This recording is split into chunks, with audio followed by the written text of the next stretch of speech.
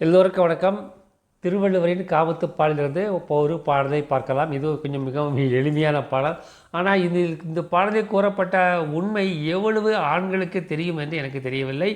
இது உங்களுக்கு முன்பே கொஞ்சம் கொஞ்சம் கூறியிருக்கலாம். மீண்டும் இந்த பாடல் மிகவும் தெளிவாக ஒரு உண்மையினை கூறுகிறது.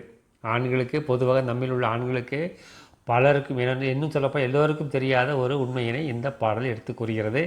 பாடல் எண் 1099. எய்திலார் போல பொது நோக்கு நோக்குதல் காதலார் கண்ணே உள. இதன் அர்த்தம் என்னவென்றால் தெரியாதவன் போல பார்ப்பார்கள். இது காதலின் முதல் பகுதி. இப்பொழுது தான் ஆணுக்கு பெண்ணுக்கும் ஒருவரை ஒருவர் பார்க்க ஆரம்பித்தவர்களை வைத்துக்கொள்ள வேண்டும். அது இன்னும் நல்லா பழக ஆரம்பிக்கவில்லை, பேச ஆரம்பிக்கவில்லை. இந்த நேரத்தில் ஒருவரை பார்த்து கொண்டிருக்கும் பொழுது ஒருவருக்கு ஒருவர் அன்பு ஏற்படும் பொழுது அந்த பெண் அவனை ஏதோ தெரியாத மூன்றாவது மனிதன் போல பார்ப்பாள். உள்ளத்தில் அன்பு இருக்கும், காதல் இருக்கும், அதன் முகத்தில் தெரியாது. மூன்றாவது மனிதனை பார்ப்பாள்.